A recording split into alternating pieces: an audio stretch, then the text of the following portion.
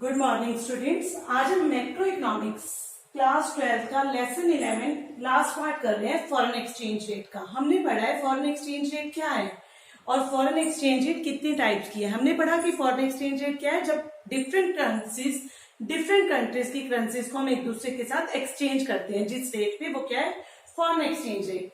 Two types की है, कौन कौन सी? फ्लोटिंग और फिक्स्ड। फ्लोटिंग क्या थी, जिसे मार्केट में डिमांड और सप्लाई फोर्सेस डिसाइड करती हैं, और फिक्स्ड क्या है, जो कि गवर्नमेंट के द्वारा फिक्स की जाती है। आज हम स्टडी करते हैं मैनेज्ड फ्लोटिंग। हमने पढ़ा था एक्सचेंज रेट कौन डिसाइड करता है, मार्केट में डिमांड और सप्लाई फोर्सेस।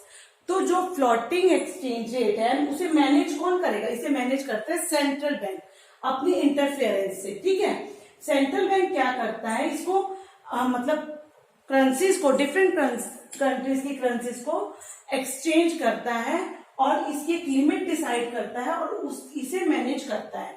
ठीक है, अब अगर इकोनॉमी में इसको कैसे मैनेज किया जाएगा, इकोनॉमी में अगर एक्सचेंज रेट जो है हमें रेज करनी है या हमें रिड्यूस करनी है तो हम कैसे करेंगे? अगर हमने इकोनॉमी में इसको एक्सचेंज रेट को रिड्यूस करना है तो क्या करता है central bank? Higher supply of US dollar की सप्लाई वहां पे बढ़ा देता है। जब वो यूएस डॉलर की सप्लाई बढ़ा देगा तो जो उसकी अपनी डोमेस्टिक कंट्री में प्राइस है, lower the price of US dollar के प्राइस जो है कम हो जाएंगे।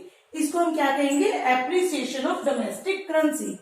एक बार दोबारा से देखो, जब उसने एक्सचेंज रेट को इकोनॉमी में, इंटरनेशनल मनी मार्केट में रिड्यूस करना है तो क्या करते हैं? Higher supply of US dollar, other things को हम कांस्टेंट मान लेते हैं, मतलब डिमांड वगैरह हम सब चीजें कांस्टेंट मान लेते हैं, सिर्फ हम सप्लाई और प्राइस देख रहे हैं। Higher supply of US dollar and lower the price of US dollar. ये कौन सी सिचुएशन बन जाएगी? मतलब इकोनॉमी में सप्लाई जो है ज्यादा है लेकिन उसके प्राइस कम हो रहे हैं।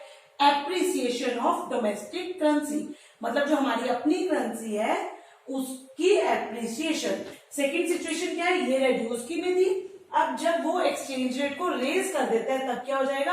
Higher demand of US dollar की डिमांड बढ़ जाएगी। डिमांड बढ़ जाने से raise the price of US dollar. जब डिमांड ज्यादा की जा रही है तो उसकी प्राइस भी रेज करने लगते हैं। तो ये कौन सी सिचुएशन हुई? Depreciation of domestic currency. अब जो फॉरेन एक्सचेंज रेट की मैनेज फ्लोटिंग है वो क्या? Manage floating is an exercise of sale and purchase of foreign currency by the central bank. मतलब जो फॉरेन करेंसी है उसकी जो इंटरनेशनल मनी मार्केट में सेल और परचेज सेंट्रल बैंक के द्वारा की जा रही है, वो किस लिए की जाती है? मैनेज फ्लोटिंग के लिए। ठीक है, अब इसके बाद हम स्टडी करते हैं component of demand for foreign exchange. जो कंपोनेंट्स हैं या एक फॉरेन एक्सचेंज की डिमांड हम क्यों करते हैं, हमें फॉरेन एक्सचेंज की जरूरत क्यों होती है? इतना तो हम भी सोच सकते हैं हमें फॉरेन एक्सचेंज की जरूरत क्यों होती है।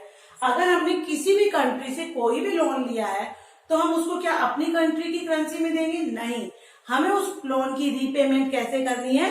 उन्हीं की कंट्री की करेंसी में। सेकंड, हमें अगर बाहर से कोई चीज मंगवानी है तो उसकी पेमेंट हम कैसे करेंगे? उन्हीं की करेंसी में।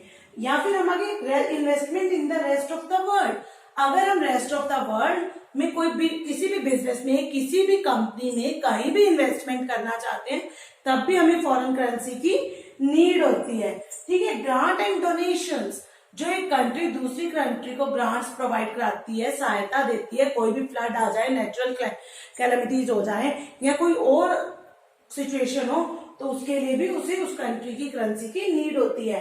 डायरेक्ट परचेज फ्रॉम अब्रॉड, अगर मुझे किसी डॉक्टर की सेवा चाहिए या मुझे कोई चीज बाय करनी है, कोई सेल फोन खरीदना है, कोई एलसीडी एलईडी टीवी वगैरह भी बाहर की कंट्री से खरीदना है तो उसके लिए मुझे वहां की करेंसी चाहिए। तो इसकी डिमांड क्यों की जाती है फॉरेन एक्सचेंज की? मतलब हम करेंसी को एक्सचेंज क्यों करते हैं, क्यों इसकी डिमांड की जाती है? क्योंकि हमें अगर कोई इंटरनेशनल लोन लेना है, उसकी रीपेमेंट के लिए, कोई इंपोर्ट करना है उसके लिए, कोई चीज बाहर की कंट्री से परचेज करनी है उसके लिए, कोई ग्रांट एंड डोनेशन प्रोवाइड करानी है उसके लिए, अगर हमें कहीं पे कोई इन्वेस्टमेंट करनी है उसके लिए भी हमें इस चीज की जरूरत पड़ती है। इसके अलावा हम जो हमारी पेमेंट ऑफ इनकम, जो फैक्टर्स है फैक्टर ऑफ इनकम, उनकी जो हम पेमेंट देते हैं उसके लिए भी हमें इसकी फॉरेन करेंसी की, फॉरेन एक्सचेंज की नीड होती है। स्पेक्यूलेटिव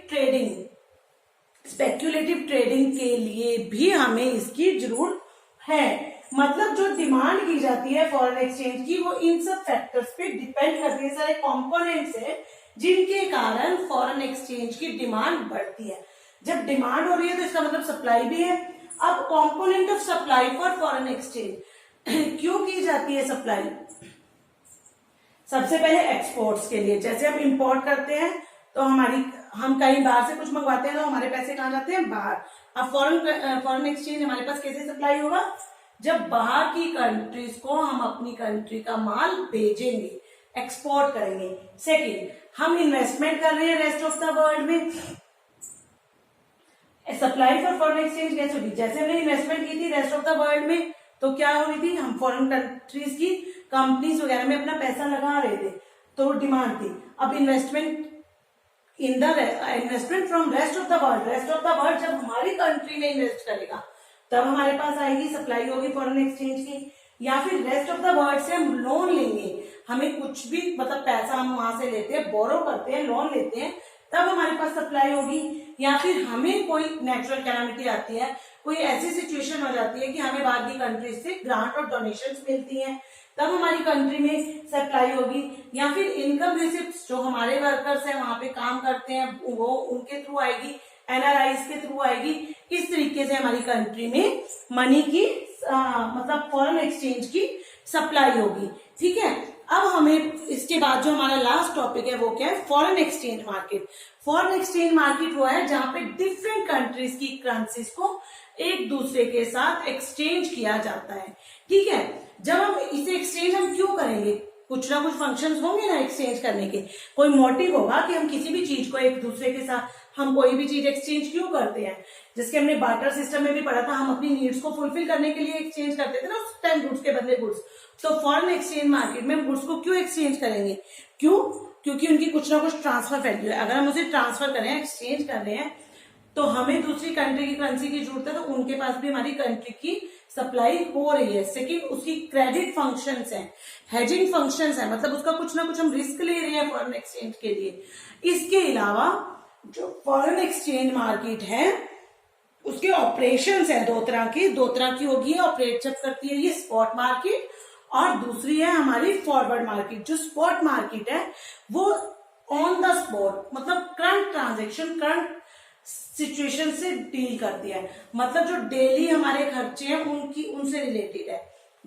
ठीक है, डेली नीड से। और जो सेकंड है हमारी, वो कौन सी मार्केट है? हमारी फॉरवर्ड मार्केट। फॉरवर्ड मार्केट क्या है? इसमें जो है फ्यूचर के लिए डिलीवरिया करते हैं, मतलब हम उसे फ्यूचर के लिए टाल भी सकते हैं कि आज हम नहीं पेमेंट कर सकते, आगे कर देंगे।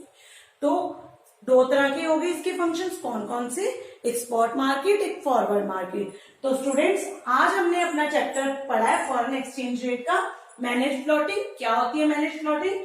जो सेंट्रल बैंक क्या करता है, sale and purchase of foreign currencies एक लिमिट में करता है। ठीक है, फिर हमने पढ़ा कि कंपोनेंट्स कौन से हैं फॉरेन एक्सचेंज की डिमांड के और सप्लाई के, और उसके बाद हमने पढ़े हैं फॉरेन एक्सचेंज मार्केट क्या होती है। तो आई होप आप सबको क्लियर हो गया होगा। अब हमारे ये चैप्टर खत्म हो चुके हैं, इसके बाद हम अपना नेक्स्ट चैप्टर स्टार्ट करेंगे। Thank you and have a nice day.